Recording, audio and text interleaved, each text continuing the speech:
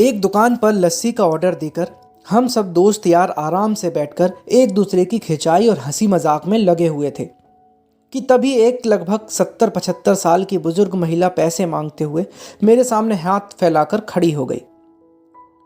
उनकी कमर झुकी हुई थी, चेहरे की झुर्रियों में भूख तैर रही थी, नेत्र भीतर की ओर धसे हुए किंतु सजल थे। उनको देखकर मन में ना जाने क्या आया कि मैंने जेब में सिक्के निकालने के लिए जो डाला हुआ हाथ था वो वापस खींचते हुए उनसे पूछ लिया, दादी माँ लस्सी पियोगी? मेरी इस बात पर दादी माँ कम अचंभित हुई और मेरे मित्र अधिक, क्योंकि अगर मैं उनको पैसे दे देता तो बस 5 या 10 रुपए ही देता, लेकिन लस्सी तो 25 रुपए की एक है। इसलिए लस्सी पिलाने से मेरे गरीब हो जाने की और उस बूढ़ी दादी के द्वारा मुझे ठग कर अमीर हो जाने की संभावना बहुत ज्यादा बढ़ गई थी। दादी ने सकुचाते हुए हामी भरी और अपने पास जो मांग कर जमा किए हुए 6-7 रुपए थे वो अपने कांपते हाथों से मेरी ओर बढ़ाए। मुझे कुछ समझ नहीं आया तो मैंने उनसे पूछा, ये किस लिए? इनको मिलाकर मेरी लस्सी के पैसे चुका देना बेटा। भावुक तो मैं उनको देखकर ही हो गया था। रही बच्ची कसर मुझको बेटा कह के उनने पूरी कर दी। एकाएक मेरी आंखें छलछल आईं और भरभराए हुए गले से मैंने दुकान वाले से एक लस्सी बढ़ाने को कहा। उन्होंने अपने पैसे वापस मुट्ठी में बंद कर लिए और पास ही जमीन पर बैठ गई।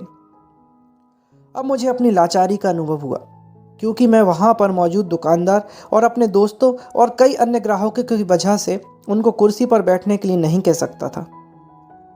डर था कि कहीं कोई टोक ना दे, कहीं किसी को एक भीख मांगने वाली बूढ़ी महिला के उनके बराबर में बिठाए जाने पर आपत्ति ना हो जाए। लेकिन वो कुर्सी जिस पर मैं बैठा था मुझे काट रही थी। लस्सी कुल्हड़ों में भरकर हम सब मित्रों और बूढ़ी दादी के हाथों में आते ही मैं अपना कुल्हड़ पकड़कर दादी के पास ही जमीन पर बैठ गया, क्योंकि ऐसा करने के लिए तो मैं स्वतंत्र था। इसमें किसी को आपत्ति नहीं हो सकती थी।